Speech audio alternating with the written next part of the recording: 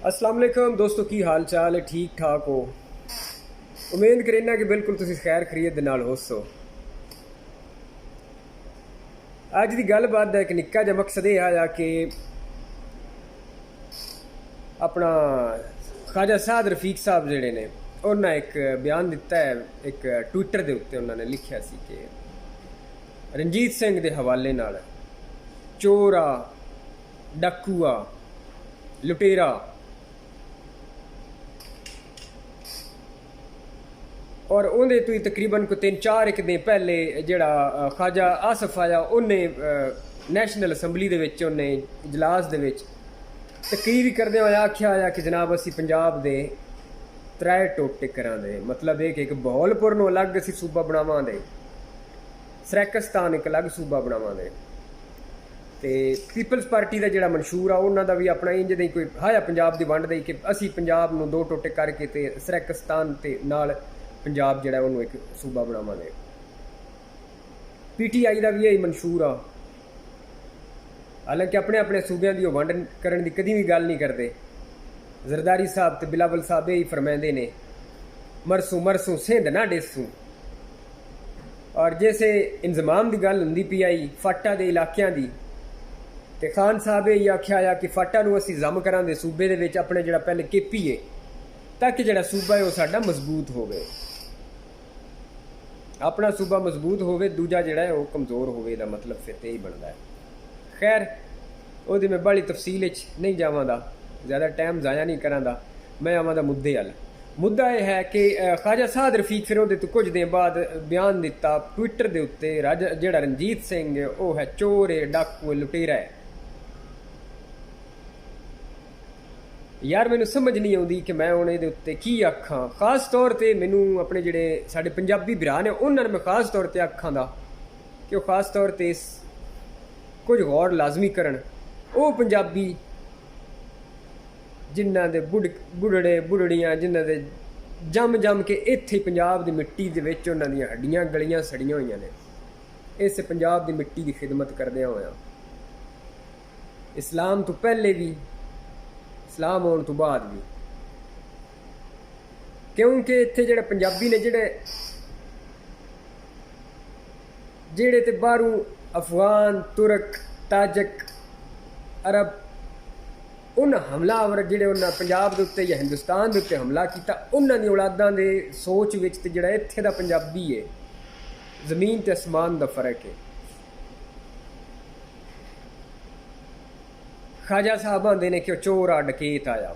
बड़ी हैरानी की गल है, ख्वाजा साहब जिहड़ा है नैब के केस ख्वाजा साहब रां दियां पार्टियां दे उत्ते लगे हुए ने, करप्शनां दे केस इन्हां दे उत्ते खुले हुए ने, और अपने आप नूं पंजाबी पार्टी भी आंदे ने, पंजाब दे उत्ते हुकूमत करते पे ने, मुल्क दे उत्ते हुकूमत करते पे ने। ते इत्थे दे मकामी लोकां नूं, हालांकि आप मकामी नहीं है, ये आप मकामी नहीं है इत्थे दा, कम से कम पंजाबी नहीं। हर पंजाबी बोलने वाले नूं पंजाबी भी ना समझा करो। ये भी थोनों एक गल दस्सां, जरूरी नहीं कि हर पंजाबी बोलने वाला जिहड़ा बंदा होवे पंजाबी होवे। जैसे सिख मिसलां दी हुकूमत आई पंजाब दे उत्ते, लाहौर तो तकरीबन 17 बंदियां रणजीत सिंह नूं खत लिखिया कि आ कि लाहौर दे उत्ते हुकूमत अपनी बना, क्योंकि इत्थे जिहड़े पहले दे ने वो सही लोग नहीं। उन्हें 17 बंदियां दे विचों 2 हिंदू आए ते जिहड़े 15 बंदे आए वो मुसलमान आए, जिन्हां उन्होंने दावत दी। रणजीत सिंह जिहड़ी कैबिनेट बनाई, जिहड़े लोग आंदे ने ना कि उन्हें सिख हुकूमत बनाई, उन्हें सिख हुकूमत नहीं बनाई, उन्हें एक सैकुलर हुकूमत बनाई है जिहदे विच हर मजहब के बंदे ने शामिल किया गया। फ्रांस के फौजी भी रखे हुए है, क्रिश्चन वो भी रखे हुए है, मुसलमान भी अपनी कबीना दे विच शामिल किए हुए है। फकीरुद्दीन अजीजुद्दीन हुण भी लाहौर तुसीं टुर जाओ तो उत्थे तुहानूं उन्हां दे खानदान के लोग लभ जाने ने। उन्हें एक म्यूजियम भी बनाया, उहदे विच उन्हें बड़ा कुछ रखा हुआ। मैं कोई इस वजह तो नहीं दसदा पिया कि ख्वाजा साहब जिहड़े ने उन्हें कर छड़िया तो मैं दसदा पिया, बल्कि मैं इस वजह तो दसदा पिया क्योंकि बहुत सारे लोगों के दिल में कन्फ्यूजन है, जिन्हां दे विच उन्होंने नहीं पता बहुत सारिया गल्लां दा। वो हिस्टरी जिहड़ी साडी लिखी हुई इत्थे दी हिस्टरी है, और लिखी भी इहो ਜਿਹੇ लोग ਜਿਹੜੇ ਹਮਲਾਵਰ ਆਏ ਜਿਨ੍ਹਾਂ ਇੱਥੇ ਹਮਲੇ ਕੀਤੇ, ਕਬਜ਼ੇ ਕੀਤੇ, ਉਹਨਾਂ ਫਿਰ ਹਿਸਟਰੀ ਆਪਣੀ ਮਰਜ਼ੀ ਦੀ ਬਣਾਈ ਔਰ ਸਾਨੂੰ ਉਹ ਹੀ ਪੜਾਈ। ਰਣਜੀਤ ਸਿੰਘ ਦੀ ਕਬੀਨਾ ਦੇ ਵਿੱਚ ਮੁਸਲਮਾਨ ਵੀ ਆਏ, ਸਹਾਈ ਵੀ ਆਏ, ਹਿੰਦੂ ਵੀ ਆਏ, ਸਿੱਖ ਵੀ ਆਏ। ਫਿਰ ਰੌਲਾ ਕਿਹੜੀਆਂ ਜਗ੍ਹਾ ਥਾਵਾਂ ਤੋਂ ਬਣਦਾ ਪਿਆ? ਰੌਲਾ ਬਣਦਾ ਪਿਆ ਜਨਾਬ, ਉਹ ਆਂਦੇ ਆ ਕਿ ਇਹਨਾਂ ਇੱਜ਼ਤਾਂ ਲੁੱਟੀਆਂ ਮੁਸਲਮਾਨ ਪੰਜਾਬੀਆਂ ਦੀਆਂ। ਸਿੱਖ ਜਿਹੜੇ ਆਏ ਰਣਜੀਤ ਸਿੰਘ ਦੀ ਗੱਲ ਕਰਦੇ ਨੇ। ਮੈਂ 1947 ਦੀ ਵੰਡ ਜਿਹੜੀ ਹੈ ਉਹਨੂੰ ਇਹਦੇ ਵਿੱਚ ਫਿਲਹਾਲ ਸ਼ਾਮਲ ਨਹੀਂ ਕਰਦਾ ਪਿਆ, ਉਹਦੇ ਉੱਤੇ ਬਾਅਦ ਵਿੱਚ ਗੱਲ ਕਰਾਂਗੇ। ਪਹਿਲੇ ਫਿਲਹਾਲ ਰਣਜੀਤ ਸਿੰਘ ਦੇ ਹਵਾਲੇ ਨਾਲ ਜਿਹੜੀ ਉਹਨੇ ਗੱਲ ਕੀਤੀ ਹੈ ਉਹਦੀ ਗੱਲ ਕਰਦੇ ਪਏ। ਆਂਦੇ ਨੇ ਚੋਰ ਹੈ, ਡਕੈਤ ਆਏ। ਰਣਜੀਤ ਸਿੰਘ ਕਿੱਥੋਂ ਦਾ ਆਇਆ?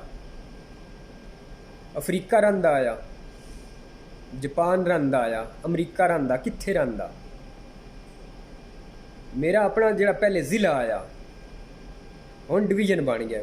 ਹੁਣ ਮੇਰਾ ਜ਼ਿਲ੍ਹਾ ਹਾਫਜ਼ਾਬਾਦ ਹੈ। ਗੁਜਰਾਂਵਾਲਾ ਮੇਰਾ ਹੁਣ ਡਿਵੀਜ਼ਨ ਹੈ, ਪਹਿਲੇ ਮੇਰਾ ਜ਼ਿਲ੍ਹਾ ਗੁਜਰਾਂਵਾਲਾ ਆਇਆ। ਇੱਥੇ ਸਾਡੇ ਇਲਾਕੇ ਦੇ ਹੀ ਰਹਿਣ ਵਾਲਾ। ਸਾਡੇ ਵੜਕਿਆਂ ਤੇ ਕਦੀ ਅੱਜ ਤੱਕ ਨਾ ਆਖਿਆ ਕਿ ਜਨਾਬ ਇੱਥੇ ਬੜੀਆ ਜ਼ੁਲਮ ਕਰਦੇ ਆ ਤੇ ਜ਼ਿਆਦਤੀਆਂ ਕਰਦੇ ਆ। ਮਾੜੀਆਂ ਚੰਗੀਆਂ ਹਰ ਥਾਵਾਂ ਤੇ ਕੁਝ ਨਾ ਕੁਝ ਹੁੰਦੀਆਂ ਨੇ। ਮੈਂ ਇਹ ਨਹੀਂ ਆਂਦਾ ਕਿ ਹਰ ਕੌਮ ਵਿੱਚ ਸਾਰੇ ਬੰਦੇ ਹੀ ਚੰਗੇ ਨੇ ਤੇ ਜਾਂ ਫਿਰ ਸਾਰੇ ਬੰਦੇ ਮਾੜੇ ਨੇ, ਇੰਜ ਕਦੀ ਵੀ ਨਹੀਂ ਹੁੰਦਾ। ਪੰਜੇ ਉਂਗਲਾਂ ਕਦੀ ਬਰਾਬਰ ਨਹੀਂ ਹੁੰਦੀਆਂ। ਜਿਸ ਵੇਲੇ ਇਹ ਆਂਦੇ ਨੇ ਕਿ ਪੰਜਾਬੀ ਔਰਤਾਂ ਦੀਆਂ ਇੱਜ਼ਤਾਂ ਲੁੱਟੀਆਂ ਮੁਸਲਮਾਨਾਂ ਦੀਆਂ, ਗੌਰ ਕਰਨਾ, ਇਨਡਾਇਰੈਕਟਲੀ ਇਹ ਲੋਕ ਜਿਹੜੇ ਗੈਰ ਪੰਜਾਬੀ ਜਿਹੜੇ ਨੇ ਇਹ ਸਾਨੂੰ ਗਾਲ ਕੱਢਦੇ ਪਏ ਹੁੰਦੇ ਨੇ। ਕਦੀ ਸੋਚੋ ਤੁਸੀਂ ਕਿ ਅਸੀਂ ਅਗਰ ਇਹ ਸੋਚੀਏ ਕਿ ਸਾਡੀਆਂ ਜਿਹੜੀਆਂ ਬੀਬੀਆਂ, ਨਾਨੀਆਂ, ਦਾਦੀਆਂ ਆਈਆਂ ਉਹਨਾਂ ਦੀਆਂ ਨਾ ਇੱਜ਼ਤਾਂ ਲੁੱਟੀਆਂ ਆਈਆਂ। ਜੇ ਇੱਜ਼ਤਾਂ ਲੁੱਟੀਆਂ ਵੀ ਅਗਰ ਬਿਲ ਫਰਜ਼, ਅਗਰ ਤੁਸੀਂ ਇੱਕ ਟਾਈਮ ਤੇ ਅਗਰ ਇਹ ਫਰਜ਼ ਕਰ ਵੀ ਲਓ, ਅਗਰ ਤੁਸੀਂ ਸੋਚੋ, ਉਹ 7 ਘਰ ਤਾਂ ਡੈਣ ਵੀ ਛੱਡ ਜਾਂਦੀ ਹੈ। ਜਿਹੜੇ ਜਿੱਥੇ ਉਹ ਰਹਿੰਦੇ ਆ ਕਿ ਉੱਥੇ ਉਹ ਆਪਣੇ ਲੋਕਾਂ ਦੀਆਂ ਉਹਨਾਂ ਇੱਜ਼ਤਾਂ ਲੁੱਟਣੀਆਂ ਆਈਆਂ। ਜੇ ਅਗਰ ਉਹਨਾਂ ਇੱਜ਼ਤਾਂ ਲੁੱਟਣੀਆਂ ਵੀ ਹੁੰਦੀਆਂ ਜਾਂ ਕਤਲ ਕਰਨੇ ਵੀ ਹੁੰਦੇ, ਰਣਜੀਤ ਸਿੰਘ ਦਾ ਜਿਹੜਾ ਜਰਨਲ ਹਰੀ ਸਿੰਘ ਨਲਵਾ ਜੈ ਪਿਸ਼ੌਰ ਦੇ ਉੱਤੇ ਕਬਜ਼ਾ ਕੀਤਾ ਅਫਗਾਨਿਸਤਾਨ ਦੇ ਨਾਲ ਲੜ ਕੇ, ਉੱਥੇ ਕੀਤੇ ਹੋਣੇ ਨੇ ਕਤਲ, ਉੱਥੇ ਹੀ ਮੁੜ ਇੱਜ਼ਤਾਂ ਵੀ ਲੁੱਟੀਆਂ ਹੋਣੀਆਂ ਨੇ। ਜੇ ਤੁਹਾਡਾ ਕੋਈ ਰੋਣਾ ਧੋਣਾ ਹੈ ਤੇ ਆਪਣੇ ਆਪਣੇ ਇਲਾਕਿਆਂ ਦਾ ਰੋਣਾ ਧੋਣਾ ਬਣਾਓ ਨਾ, ਕਿ ਸਾਡੀਆਂ ਇੱਜ਼ਤਾਂ ਲੁੱਟੀਆਂ, ਸਾਨੂੰ ਤੁਹਾਡੇ ਨਾਲ ਹਮਦਰਦੀ ਉਸ ਸੀ ਦੀ ਅੱਖਾਂ ਦੇ ਕਿ ਹਾਂ ਬਈ ਬੜਾ ਮਾੜਾ ਹੋਇਆ ਤੁਹਾਡੇ ਨਾਲ। ਉਲਟਾ ਤੁਸੀਂ ਸਾਨੂੰ ਆਂਦੇ ਹੋ ਕਿ ਪੰਜਾਬੀਆਂ ਦੀਆਂ ਇੱਜ਼ਤਾਂ ਲੁੱਟੀਆਂ ਤੇ ਪੰਜਾਬੀਆਂ ਦੀਆਂ ਜਨਾਬ ਉਹਨਾਂ ਕਤਲ ਕੀਤੇ। ਕੋਈ ਗੱਲ ਫਬਦੀ ਨਹੀਂ। ਕਮ ਸੇ ਕਮ ਜੇ ਗੱਲ ਫਬੈਣੀ ਹੈ ਤਾਂ ਕਿਸੇ ਤਰੀਕੇ ਨਾਲ ਫਬਾਓ। ਕੁਰਾਨ ਸ਼ਰੀਫ ਇੱਕ ਰਣਜੀਤ ਸਿੰਘ ਦੇ ਦੌਰ ਦਾ ਜਿਹੜਾ ਹੱਥ ਨਾਲ ਲਿਖਿਆ ਹੋਇਆ ਪੰਜਾਬੀ ਤਰਜਮੇ ਦੇ ਨਾਲ ਹੁਣ ਵੀ ਲਾਹੌਰ ਦੇ ਉੱਥੇ ਮਿਊਜ਼ੀਅਮ ਦੇ ਵਿੱਚ ਪਿਆ ਹੋਇਆ, ਉੱਥੇ ਫਕੀਰੁਦੀਨ ਅਜ਼ੀਜ਼ੁਦੀਨ ਜਾਂ ਜਿਹੜਾ ਵੀ ਉਹਨਾਂ ਦਾ ਉੱਥੇ ਮਿਊਜ਼ੀਅਮ ਵਗੈਰਾ ਉਹਨਾਂ ਬਣਾਇਆ ਹੋਇਆ, ਉੱਥੇ ਪਿਆ ਹੋਇਆ, ਉਹਨਾਂ ਰੱਖਿਆ ਹੋਇਆ ਉਸ ਦੌਰ ਦਾ। ਰਣਜੀਤ ਸਿੰਘ ਦੀਆਂ 2 ਸਵਾਣੀਆਂ, 2 ਬੀਬੀਆਂ, 2 ਉਹਦੀਆਂ ਜਿਹੜੀਆਂ ਬੇਗਮਾਂ ਆਈਆਂ ਉਹ ਮੁਸਲਮਾਨ ਆਈਆਂ, ਜਿਨ੍ਹਾਂ ਦੇ ਵਿੱਚੋਂ ਇੱਕ ਦਾ ਨਾਮ ਮੋਹਰਾ ਮਾਈ ਆ, ਮੋਹਰਾ ਸਰਕਾਰ ਆ। ਉਹਦੇ ਨਾਂ ਦਾ ਇਤਨਾ ਪਿਆਰ ਕਰਦਾ ਕਿ ਉਹਦੇ ਨਾਂ ਦਾ ਸਿੱਕਾ ਵੀ ਜਾਰੀ ਕਰਵਾਇਆ। ਜੇ ਅਗਰ ਉਹ ਮੁਸਲਮਾਨਾਂ ਦੇ ਖਿਲਾਫ ਹੁੰਦਾ ਤੇ ਉਹਨਾਂ ਨੂੰ ਆਂਦਾ ਤੁਸੀਂ ਸਿੱਖ ਬਣ ਜਾਓ। ਸਿੱਖ ਨਹੀਂ ਉਹਨੇ ਬਣਾਇਆ ਉਹਨਾਂ ਨੂੰ, ਆਪਣੇ ਮਜ਼ਹਬ ਦੇ ਉੱਤੇ ਮਰਦੇ ਦਮ ਤੱਕ ਕੋਈ ਕਾਇਮ ਰਹੀ ਹੈ ਮੋਹਰਾ ਸਰਕਾਰ। ਉਹਦੇ ਮੋਹਰਾ ਸਰਕਾਰ ਦੇ ਨਾਂ ਤੇ ਮਸੀਤ ਹੁਣ ਵੀ ਇੱਕ ਲਾਹੌਰ ਦੇ ਵਿੱਚ ਹੈ, ਜਿਹਨੂੰ ਸਾਡੇ ਮੁਸਲਮਾਨਾਂ ਕੰਜਰੀ ਦੀ ਮਸੀਤ ਦਾ ਨਾਮ ਵੀ ਦਿੱਤਾ ਹੋਇਆ, ਕਿਉਂਕਿ ਉਹ ਇੱਕ ਨੱਚਣ ਵਾਲੀ ਆਈ ਜਿਹਦੇ ਨਾਲ ਉਹਨੇ ਵਿਆਹ ਕੀਤਾ। ਸਾਡੇ ਜਿਹੜੇ ਲੋਕ ਨੇ ਉਹਨਾਂ ਦੀ ਅਕਲ ਨੂੰ ਵੀ ਮਾਸ਼ਾਅੱਲਾ, ਰੱਬ ਦੇ ਬੰਦੇ ਹੋ। ਇੱਕ ਬੰਦਾ ਜਿਹੜਾ ਗੈਰ ਮੁਸਲਮ ਹੈ ਉਹ ਉਹਨੂੰ ਇਤਨੀ ਇੱਜ਼ਤ ਦਿੰਦਾ ਪਿਆ ਹੈ ਉਹਦੇ, ਲੇਕਿਨ ਅਸੀਂ ਉਹਨੂੰ ਕੰਜਰੀ ਦੀ ਮਸੀਤ ਬਣਾ ਦਿੱਤਾ। ਉਹਦੇ ਦੌਰ ਵਿੱਚ ਕੋਈ ਇੰਜ ਦਾ ਕੰਮ ਨਹੀਂ ਹੋਇਆ ਜਿਹਦੇ ਵਿੱਚ ਮੁਸਲਮਾਨਾਂ ਦੀ ਤੇ ਸਿੱਖਾਂ ਦੀ ਕੋਈ ਆਪਸ ਵਿੱਚ ਕੋਈ ਇੰਜ ਦੀ ਕੋਈ ਲੜਾਈ। ਛੋਟੇ ਮੋਟੇ ਮਸਲੇ ਮਸਾਇਲ ਹੋ ਸਣ, ਮੈਂ ਨਹੀਂ ਆਂਦਾ, ਕੋਈ ਵੱਡਾ ਇੰਜ ਦਾ ਝਗੜਾ ਮਸਲਾ ਨਹੀਂ ਹੋਇਆ। ਅਹਿਮਦ ਸ਼ਾਹ ਬਰੇਲਵੀ ਸਾਹਿਬ ਜਿਹੜੇ ਨੇ ਸਾਡੇ ਲਈ ਬਤੌਰ ਮੁਸਲਮਾਨ, ਠੀਕ ਹੈ ਅਸੀਂ ਸਾਰਿਆਂ ਦਾ ਆਦਰ ਕਰਦੇ ਹਾਂ ਜਿਤਨੇ ਵੀ ਮੁਸਲਮਾਨ ਹਨ, ਲੇਕਿਨ ਹਰ ਬੰਦਾ ਜ਼ਰੂਰੀ ਨਹੀਂ ਹੈ ਕਿ ਮੁਸਲਮਾਨ ਹੈ ਤੇ ਫਿਰ ਉਹ ਚੰਗਾ ਵੀ ਹੈ। ਅਗਰ ਸਿਰਫ ਮੁਸਲਮਾਨ ਹੋਣਾ ਹੀ ਹੱਕ ਤੇ ਹੋਣ ਦੀ ਦਲੀਲ ਹੈ ਜਾਂ ਚੰਗਾ ਹੋਣ ਦੀ ਦਲੀਲ ਹੈ ਤੇ ਯਜ਼ੀਦ ਵੀ ਆਪਣੇ ਆਪ ਨੂੰ ਤਾਂ ਮੁਸਲਮਾਨ ਹੀ ਆਂਦਾ ਹੈ ਨਾ। ਉਹਨੇ ਵੀ ਆਪਣੇ ਆਪ ਨੂੰ ਕੋਈ ਕਿਸੇ ਹੋਰ ਮਜ਼ਹਬ ਤੇ ਤਾਂ ਨਹੀਂ ਰੱਖਿਆ। ਜ਼ਰੂਰੀ ਨਹੀਂ ਕਿ ਹਰ ਮੁਸਲਮਾਨ ਜਿਹੜਾ ਉਹ ਚੰਗਾ ਵੀ ਹੋਵੇ। हजाज बिन यूसुफ जिहड़ा उस की कुछ नहीं किया, सहाबा कराम दे कतल करवाए ने। अगर जे सिर्फ मुसलमान होने असीं हक की दलील समझ लवीए तो मैं सिखां दी मैं उन्हां दी कोई ज़्यादा वकालत नहीं करदा पिया, लेकिन जिहड़े असली जिहड़े इत्थे दे जंपल पंजाबी ने जिहड़े वो किधरे ने किधरे अगे जाके हिक्को कुछ हो जाते हैं। हिंदुआं तो ही अगू जनाब इस्लाम आया तो मुसलमान बने विचों कुछ, फिर जैसे बाबा गुरु नानक साहब आए कुछ सिख बन गए, फिर बाद भी कई जिहड़े ने कन्वर्ट होंदे रहे वेले दे नाल नाल, ते असीं उन्हां दे विचों ही आ। जे तुसीं उन्हां नूं गाल कढदे हो तो गाल सानूं ही आउंदी है। साडे जे वडकियां बुढ़ड़ियां जे इस्लाम कबूल किया आया, जिहड़े साडे वडकियां दे भी वडके आए, तो कोई इंज दा कोई मुआहदा लिख के ना आया दिता कि मरदे दम तक हर जितने देर तक जींदे रहे अपने बुढ़ड़ियां नूं अपने दादकियां नूं नानकियां नूं गालां कढदे रवांदे या गालां सुणदे रवांदे। मुस्लिम लीग नून फिर बाद क्योंकि सारी फिर इन्हां दे मतलब यही है कि उन्हां दी सोच यही है। अगर ख्वाजा साद रफीक साहब की सोच है, क्योंकि हुण तक ना तो उन्हें अपनी इस गल ते माफ़ी मंगी है और ना ही उन्हें आख्या कि मैं बड़ी माड़ी गल की है। उहदे तो बाद फिर हमद मीर साहब जिहड़े ने वो फरमाउंदे ने कि उन्हें कलम लिखिया, क्योंकि जिहड़े मुस्लिम लीग नून दे नाल उठण बहण वाले लोग आए जिन्हां नाल ख्वाजा साहब की चंगी सलाम दुआई सहाफ़ी जिहड़े आए, उन्हें फिर ख्वाजा साहब की गल नूं लपेटण की कोशिश की है कि ख्वाजा साहब ठीक ने तो बाकी गलत ने। फिर हामिद मीर साहब कलम लिखिया कि साडा जिहड़ा हीरो है वो पंजाबियों का जिहड़ा हीरो है भगत सिंह होना चाहिए या रणजीत सिंह होना चाहिए। मैनूं हुण ये समझ नहीं आउंदी कि पंजाबियों कोल अपनी अकल कोई नहीं, पंजाबी अपने बिल्कुल इतने ही अकल तो फारग हो गए हैं कि हुण इन्हां लोकां सानूं जिहड़े पंजाबी नहीं उन्हां दसना है कि पंजाबियों का हीरो कौन होना चाहिए तो कौन नहीं होना चाहिए। आप पंजाबियों को कोई सोच नहीं कि कौन साडा हीरो है या कौन नहीं। क्या असी सिर्फ हर बंदे नूं मजहब की ऐनक ला के वेखना है? जेकर मजहब की ऐनक ला के वेखो तो फिर अस जितने पंजाबी हीरो इत्थों गुजरे ने अद्धियां तो वध ते असी अपनी हत्थों ही मार छड्डने आ जिहड़े असी पंजाबी आ। साडे कोल मुड़ बचदा पिछे कौन है? अगर तुसी महाराजा पोरस जिहड़ा राजा पोरस है उन्होंने कढ छड्डो, जाए सिकंदर यूनानी नूं दे नाल जंग कीती आई उन्होंने भी, हालांकि साडी हिस्टरी दी किताबां च तो उन्होंने भी गालां ही कढदे ने। जिहड़ा यूनान तो आया उन्होंने हीरो बनाया होया सी अपनी किताबां दे विच, द ग्रेट अलैगजेंडर सिकंदर आजम, ते जाए उन्होंने इत्थे टंब पेले आए, जाए उन्होंने गिट्टे उहदे सिक्के आए। महाराजा राजा पोरस हारिया या जित्या इस अलग रोल है, इस मिट्टी की हिफाजत की, इस मिट्टी लई लड़िया, साडा हीरो है। असी उहदे हाथियां का मजाक उड़ाने उहदा मजाक उड़ाने मुड़ आने सिकंदर जिहड़ा जांदे जांदे उहदी सल्तनत वापस कर गया। किहड़े किहड़े बंदे दी सल्तनतां वापस कीतियां जिन्हां नाल पिछे लड़ के आया उन्हां दियां वापस कर छड़ियां आस। मुड़ आने उस आके जैसे उस फद लिया इनू पोरस नूं तो पूछया तेरे नाल की करा, क्योंकि सारी हिस्टरी ते असल जिहड़ी हिस्टरी ते जिहड़ा हमला करने वाला हुंदा वो अक्सर लिखते हैं, उन्हां दी लिखी हुई हुंदी है। यूनानियां दी हिस्टरी दे विचों असीं पढ़िया कि जे असीं जनाब उस कब्जा कर लिया तो मुड़ उस आख्या पोरस नूं हुण तेरे नाल मैं की करा। पोरस आख्या वही कर जिहड़ा एक राजा राजे नाल करदा है। और सिकंदर आजम जिहड़ा अपने सक्के खूनी रिश्तेदारां नूं अपने भरावां नूं या जिहड़े जिन्हां दा डर खतरा आया कि कल नूं कब्जा ना कर लैण कुर्सी तो उन्हां नूं अपने हत्थां नाल मारन वाला कतल करन वाला इत्थे आके जनाब वो माफ़ कर सीदा एक बंदे नूं जिहदे नाल उहदी जंग हुंदी पई है। फिर जनाब यूनान तो लोग आए ने, उन्हें इत्थे जिलम दे कोल या उहदा नेड़े करके उत्थे जिथे सिकंदर की जंग हुई उत्थे उन्हें जनाब उहदी यादगार बनाई हुई। लेकिन असी पंजाबी अकल तो जनाब पता नहीं मैं हुण की आखां यार, मैं कुछ आखना नहीं चाहता। असी पोरस की किहड़ी यादगार इत्थे बनाई हुई है या पोरस नूं असीं याद ही कोई नहीं करते।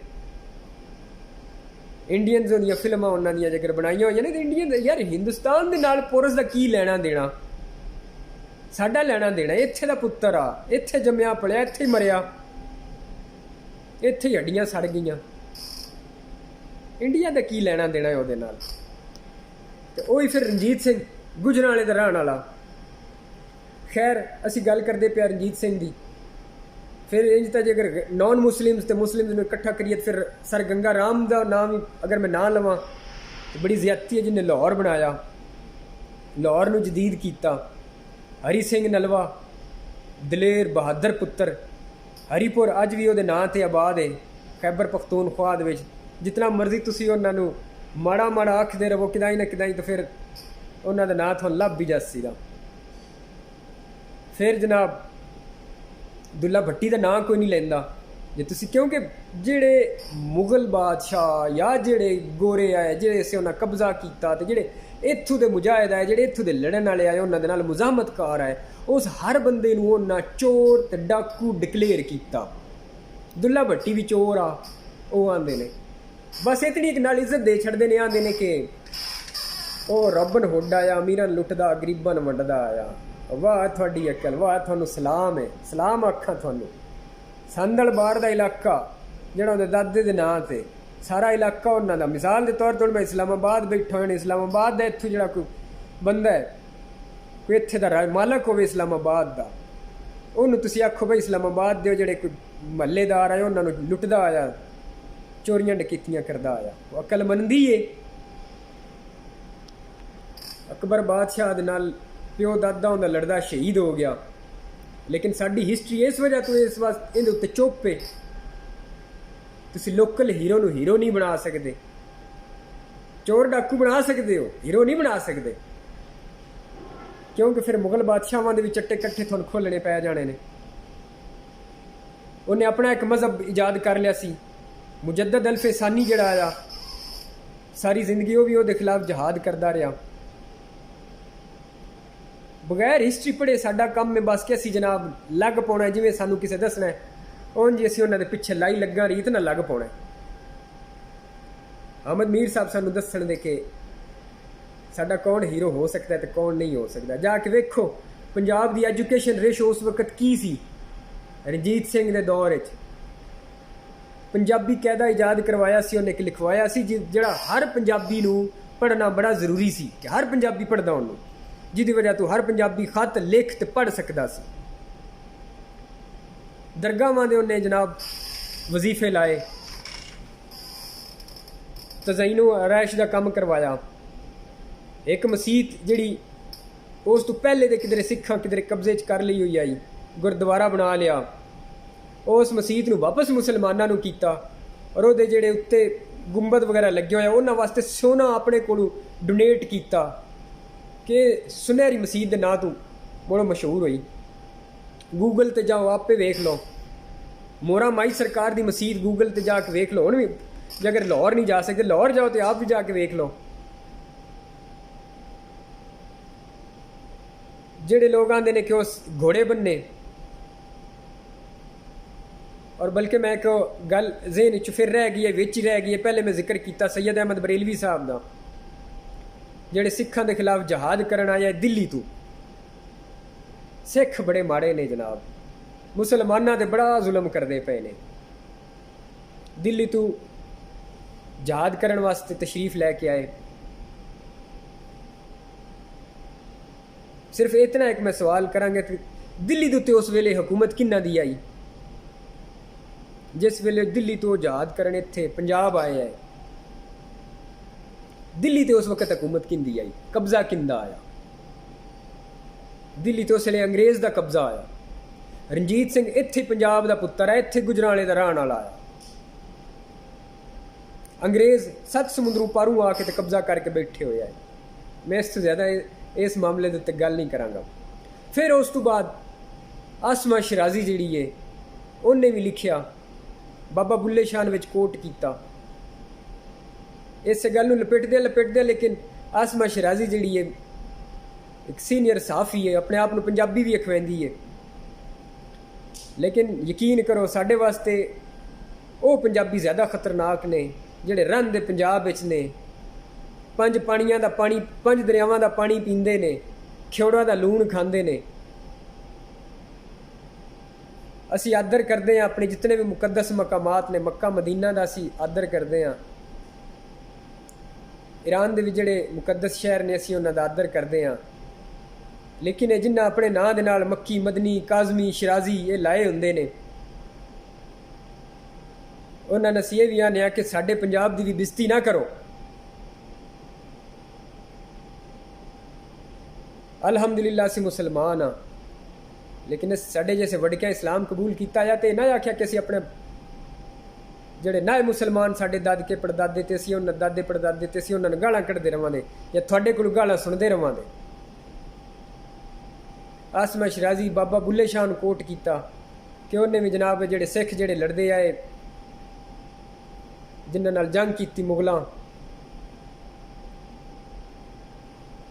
ਕਿੱਥੇ ਬਾਬਾ ਬੁੱਲੇ ਸ਼ਾਹ, ਕਿੱਥੇ ਰਣਜੀਤ ਸਿੰਘ। ਦੌਰ ਤੁਸੀਂ ਵੇਖ ਲਓ, ਬਾਬਾ ਬੁੱਲੇ ਸ਼ਾਹ ਕਿਹੜੇ ਦੌਰ 'ਚ ਪੈਦਾ ਹੋਇਆ ਹੈ, ਰਣਜੀਤ ਸਿੰਘ ਕਿਹੜੇ ਦੌਰ 'ਚ ਪੈਦਾ ਹੋਇਆ ਹੈ। ਫਿਰ ਤੁਸੀਂ ਆਂਦੇ ਹੋ, ਫਿਰ ਉਹਨੇ ਲਿਖਿਆ ਹੈ, ਕਹਿੰਦੀ ਹੈ ਕਿ ਜਿਹੜੇ ਸਦੀਆਂ ਤੋਂ ਇੱਥੇ ਹਕੂਮਤ ਕਰਦੇ ਪਏ ਆਏ ਮੁਗਲ, ਉਹਨਾਂ ਨੂੰ ਜਨਾਬ ਹੈ ਕਾਵਾਂ ਰੀਤ ਤੇ ਹੈ, ਜਨਾਬ ਲਗੜ ਬਗੜਾ ਰੀਤ ਹੈ। ਜਿਹੜੇ ਸਿੱਖ ਆਏ ਇਹਨਾਂ ਜਨਾਬ ਜੰਗਾਂ ਕੀਤੀਆਂ, ਇਹ ਸਿੱਖ ਕਿੱਥੇ ਦੇ ਰਹਿਣ ਵਾਲੇ ਆਏ? ਮੁਗਲ ਤੇ ਆਊਟਸਾਈਡਰ ਹੈ, ਭਾਵੇਂ ਇੱਥੇ ਹਜ਼ਾਰਾਂ ਸਾਲ ਹਕੂਮਤ ਕੀਤੀ, ਲੇਕਿਨ ਇੱਥੇ ਦੇ ਤਾਂ ਨਾ ਹੈ। ਇੱਥੇ ਦੇ ਤਾਂ ਸਿੱਖ ਹੀ ਇੱਥੇ ਦੇ ਆਏ, ਜਾਂ ਜਿਹੜੇ ਹਿੰਦੂ ਹੈ, ਜਾਂ ਜਿਹੜੇ ਫਿਰ 11ਵੀਂ ਸਦੀ ਵਿੱਚ ਬਾਬਾ ਫਰੀਦ ਸਾਹਿਬ ਜਿਹੜੇ ਆਏ, ਹਜ਼ਰਤ ਬਾਬਾ ਫਰੀਦ, ਉਸ ਤੋਂ ਪਿੱਛੇ ਫਿਰ ਮੁਸਲਮਾਨ ਜਿਹੜੇ ਬਹੁਤ ਜ਼ਿਆਦਾ ਹੈ। ਦੂਜੀ ਗੱਲ ਇਹ ਹੈ ਕਿ ਪੰਜਾਬ ਵਿੱਚ ਜਿਸ ਵੇਲੇ ਰਣਜੀਤ ਸਿੰਘ ਦੀ ਹਕੂਮਤ ਆਈ ਹੈ, ਮੁਸਲਮਾਨ ਮੈਜੋਰਿਟੀ ਵਿੱਚ ਹੈ, ਮੁਸਲਮਾਨ ਮਾਈਨੋਰਿਟੀ ਵਿੱਚ ਨਾ ਹੈ, ਜ਼ਿਆਦਾ ਮੁਸਲਮਾਨ ਆਏ। ਇਹ ਕਿਵੇਂ ਦੀ ਹੋ ਸਕਦਾ, ਕਿਵੇਂ ਇੰਜ ਹੋ ਸਕਦਾ ਹੈ ਕਿ ਜਿਹੜੀ ਮਾਈਨੋਰਿਟੀ ਦੇ ਲੋਕ ਨੇ ਉਹ ਮੈਜੋਰਿਟੀ ਦੇ ਉੱਤੇ ਜ਼ੁਲਮ ਤੇ ਜ਼ਿਆਦਤੀਆਂ ਕਰਨ ਔਰ ਮੈਜੋਰਿਟੀ ਚੁੱਪ ਕਰਕੇ ਮੂੰਹ ਬੰਦ ਕਰਕੇ ਵੇਂਦੀ ਰਵੇ। ਤੇ ਜਨਾਬ ਆਖਣ ਦਾ ਮਤਲਬ ਇਹ ਹੈ ਕਿ ਪੀਪਲਸ ਪਾਰਟੀ ਦੇ ਉੱਤੇ ਇੱਕ ਇਲਜ਼ਾਮ ਆਇਆ ਕਿ ਉਹਨਾਂ ਖਾਲਿਸਤਾਨ ਮੂਵਮੈਂਟ ਵਾਲਿਆਂ ਦੀਆਂ ਲਿਸਟਾਂ ਇੰਡੀਆ ਦੇ ਹਵਾਲੇ ਕੀਤੀਆਂ ਆਈਆਂ, ਉਸ ਤੋਂ ਪਿੱਛੇ ਇੱਥੇ ਦੇ ਜਿਹੜੇ ਸਿੱਖ ਆਏ ਉਹਨਾਂ ਨੂੰ ਵੋਟ ਨਾ ਪੈਂਦੇ। ਮੁਸਲਿਮ ਲੀਗ ਨੂਨ ਵਾਲਿਆਂ ਨੂੰ ਵੀ ਇਹ ਹੁਣ ਸੋਚਣਾ ਚਾਹੀਦਾ ਕਿ ਹੁਣ ਉਹ ਸਿੱਖਾਂ ਦੇ ਖਿਲਾਫ ਲਿਖਣਾ ਸ਼ੁਰੂ ਹੋਏ ਨੇ, ਬੋਲਣਾ ਸ਼ੁਰੂ ਹੋਏ ਨੇ। ਕੱਲ੍ਹ ਨੂੰ ਮੁੜ ਵੋਟ ਮੰਗਣ ਨਾ ਆਵੇ ਸਿੱਖਾਂ ਕੋਲ, ਫਿਰ ਆਉਂਦੇ ਨੇ ਜੀ ਉਹ ਜਿਹੜੇ ਹੁਕਮਰਾਨ ਪੰਜਾਬੀ ਸਿੱਖ ਆਏ ਉਹ ਮਾੜੇ ਆਏ, ਜਿਨ੍ਹਾਂ ਕੋਲ ਅਸੀਂ ਵੋਟ ਮੰਗਣ ਜਾਂਦੇ ਹਾਂ ਉਹ ਤਾਂ ਬੜੇ ਚੰਗੇ ਨੇ, ਇਹ ਠੀਕ ਨੇ, ਜਿਨ੍ਹਾਂ ਕੋਲ ਅਸੀਂ ਵੋਟ ਮੰਗਣੇ ਨੇ। ਇੰਨੇ ਬੇਵਕੂਫ ਪੰਜਾਬੀ ਨਹੀਂ ਕਿ ਤੁਹਾਡੀ ਮੁਨਾਫਕਤ ਨੂੰ, ਤੁਹਾਡੀ ਇਸ ਚੀਜ਼ ਨੂੰ ਨਾ ਸਮਝਣ। ਔਰ ਹਾਮਿਦ ਮੀਰ ਸਾਹਿਬ ਸਰਕਾਰ ਹੱਥ ਹੌਲਾ ਰੱਖੋ। ਸਾਡਾ ਕੋਈ ਪੰਜਾਬੀ ਜਿਹੜਾ ਜਾ ਕੇ ਹਸੀਨਾ ਵਾਜਦ ਕੋਲੋਂ ਅਸੀਂ ਜਾ ਕੇ ਕੋਈ ਅਵਾਰਡ ਸ਼ਵਾਰਡ ਨਹੀਂ ਲਏ ਹੋਏ। ਮੀਰ ਸਾਹਿਬ ਨੂੰ ਜਿਸ ਵੇਲੇ ਗੋਲੀ ਲੱਗੀ ਆਈ, ਫੌਰੀ ਤੌਰ 'ਤੇ ਆਪਣੀ ਜਿਹੜੀ ਕੌਮੀ ਇੱਕ ਇਦਾਰਾ ਹੁੰਦਾ ਉਹਦੇ ਉੱਤੇ ਇਲਜ਼ਾਮ ਲਾ ਦਿੱਤਾ ਆਇਆ। ਉਸ ਇਦਾਰੇ ਵਿੱਚ ਕੰਮ ਕਰਦੇ ਨੇ ਮੀਰ ਸਾਹਿਬ ਆਪ, ਕਿ ਜਿਸ ਵੇਲੇ ਅਜਮਲ ਕਸਾਬ ਦਾ ਰੌਲਾ ਬਣਿਆ ਤੇ ਇੱਥੋਂ ਕੈਮਰਾ ਲੈ ਕੇ ਤੋੜ ਉਹਦੇ ਘਰ ਤੱਕ ਕੁਝ ਲੋਕ ਅੱਪੜ ਗਏ ਆਏ, ਕਿਹਾ ਜਨਾਬ ਇੱਥੇ ਰਹਿੰਦਾ ਆਇਆ। ਵਾਹ ਜੀ ਵਾਹ, ਇਹਨਾਂ ਲੋਕਾਂ ਅੱਜ ਸਾਨੂੰ ਦੱਸਣਾ ਕਿ ਸਾਡਾ ਹੀਰੋ ਕੌਣ ਹੈ ਤੇ ਸਾਡਾ ਵਿਲਨ ਕੌਣ ਹੈ। ਬਹਰਹਾਲ ਆਖਣ ਦਾ ਮਤਲਬ ਹੈ ਕਿ ਪੰਜਾਬੀਓ ਆਪ ਤੁਸੀਂ ਜਾਗ ਜਾਓ, ਆਪ ਤੁਸੀਂ ਕਮ ਸੇ ਕਮ ਆਪਣੀ ਅਕਲ ਲੜਾਓ, ਆਪ ਵੇਖੋ, ਆਪ ਇਸ ਗੱਲ ਨੂੰ ਸੋਚੋ। ਸਿਰਫ ਉਹ ਲਿਖੀ ਲਿਖਾਈ ਜਿਹੜੀਆਂ ਗੱਲਾਂ ਨੇ, ਜਿਹੜੀਆਂ ਲਿਖੀਆਂ ਵੀ ਇਹਨਾਂ ਨੇ, ਅੱਜ ਤੁਹਾਨੂੰ ਇਹ ਗੱਲ ਦਾ ਸੋਚ ਨਹੀਂ ਆਉਂਦੀ ਕਿ ਜਿਹੜਾ ਸਾਡਾ ਲੋਕਲ ਇੱਥੇ ਦਾ ਪੰਜਾਬੀ ਆ ਉਹ ਜਾਂ ਤੇ ਅੱਜ ਮਜ਼ਾਰਾ ਹੈ ਜਾਂ ਕੋਈ ਨਾਈ ਹੈ ਜਾਂ ਮੋਚੀ ਹੈ। ਗਰੀਬ ਵਿਚਾਰੇ, ਗਰੀਬ ਕਿਤਨੇ ਕੁ ਜੱਟ ਵਿਚਾਰੇ ਬਣੇ ਨੇ, ਬੜੇ ਘੱਟ ਨੇ, ਇਤਨੇ ਵੀ ਕੋਈ ਨਹੀਂ ਜਿਹੜੇ ਜ਼ਮੀਨਾਂ ਦੇ ਉੱਤੇ ਜਿਹੜੇ ਆਏ, ਜਿਹੜੇ ਬੜੇ ਘੱਟ ਲੋਕ ਨੇ। ਇਹ ਜਿਹੜੇ ਆਊਟਸਾਈਡਰ ਨੇ ਉਹ ਸਾਡੇ ਨਾਲੋਂ ਚੰਗੀ ਜ਼ਿੰਦਗੀ ਪੰਜਾਬ ਵਿੱਚ ਗੁਜ਼ਾਰਦੇ ਪਏ ਨੇ। ਸਾਡੇ ਮੁਕਾਮੀ ਪੰਜਾਬੀਆਂ ਨੂੰ ਤੇ ਨਾ ਜਨਾਬ ਜ਼ਾਤਾਂ ਪਾਤਾਂ ਦੇ ਵਿੱਚ ਮੁੜ ਵੀ ਵੰਡ ਛੱਡਿਆ, ਬੋਲੀਆਂ ਨੂੰ ਲਹਿਜਿਆਂ ਦੇ ਵਿੱਚ ਵੰਡ ਛੱਡਿਆ ਤਾਂ ਕਿ ਆਪਸ ਵਿੱਚ ਇੱਕ ਦੂਜੇ ਦਾ ਜਨਾਬ ਗਲਮਾ ਫੱਦੀ ਰੱਖਣ, ਇੱਕ ਦੂਜੇ ਨੂੰ ਜਨਾਬ ਧੱਕਾ ਮੁੱਕੀ ਕਰਦੇ ਰਹਿਣ। ਔਰ ਸਾਡੇ ਪੰਜਾਬੀ ਵੀ ਢੱਗਿਆਂ ਰੀਤ ਇੱਕ ਦੂਜੇ ਨਾਲ ਲੱਗੇ ਹੋਏ ਨੇ, ਸਿੰਘ ਫਸਾਈ ਬੈਠੇ ਨੇ, ਅਕਲ ਨੂੰ ਹੱਥ ਨਹੀਂ ਮਾਰਦੇ ਕਿ ਸਾਡੀਆਂ ਆਪਸੀ ਜਿਹੜੀਆਂ ਜ਼ਾਤਾਂ ਪਾਤਾਂ ਦੇ ਉੱਤੇ ਜਨਾਬ ਫਲਾਣਾ ਛੋਟੀ ਜ਼ਾਤ ਦਾ ਤੇ ਫਲਾਣਾ ਛੋਟੀ ਜ਼ਾਤ ਦਾ, ਕੋਈ ਅਕਲ ਨੂੰ ਹੱਥ ਮਾਰੋ। ਇਸ ਰੋਲੇ ਦੇ ਪਿੱਛੇ ਜਨਾਬ ਪੰਜਾਬ ਦੀ ਵੰਡ ਦਾ ਹੁਣ ਰੌਲਾ ਪਿਆ ਹੋਇਆ ਹੈ ਕਿ ਪੰਜਾਬ ਨੂੰ ਤਕਸੀਮ ਕਰੋ, ਪੰਜਾਬ ਨੂੰ ਤਕਸੀਮ ਕਰੋ, ਕਿਉਂਕਿ ਆਪਸ ਵਿੱਚ ਹੀ ਸਾਡੀ ਨਹੀਂ ਬਣਦੀ ਪਈ। ਤੇ ਸਾਨੂੰ ਇਸੇ ਵਾਸਤੇ ਸਾਨੂੰ ਇਹਨਾਂ ਚੀਜ਼ਾਂ ਲੱਕਲ ਹੀ ਕੋਈ ਨਹੀਂ। ਕਿ ਇਹਦੇ ਵਿੱਚ ਸਾਡਾ ਫਾਇਦਾ ਜਾਂ ਨੁਕਸਾਨ ਹੈ। ਸਾਡੇ ਹੀਰੋਜ਼ ਨੂੰ ਜਿਹੜੇ ਸਾਡੇ ਵੜਕਿਆ ਉਹਨਾਂ ਨੂੰ ਲੋਕ ਗਾਲਾਂ ਕੱਢਦੇ ਵੱਧਦੇ ਨੇ, ਲੇਕਿਨ ਸਾਨੂੰ ਇਹ ਆਂਦੇ ਨੇ ਉਹ ਤਾਂ ਗੈਰ ਮੁਸਲਮ ਆਏ ਜਨਾਬ। ਠੀਕ ਹੈ, ਜਿਨ੍ਹਾਂ ਨੂੰ ਚੰਗਾ ਲੱਗਦਾ ਕਢਾਈ ਜਾਣ ਗਾਲੀਆਂ। ਉਮੀਦ ਹੈ ਕਿ ਸ਼ਾਇਦ ਹੋ ਸਕਦਾ ਕਿਸੇ ਨੂੰ ਕੋਈ ਇੱਕ ਅੱਧੇ ਬੰਦੇ ਨੂੰ ਜੇ ਅਗਰ ਕੋਈ ਗੱਲ ਪੱਲੇ ਪੈ ਜਾਵੇ ਤਾਂ ਬੜੀ ਮਿਹਰਬਾਨੀ।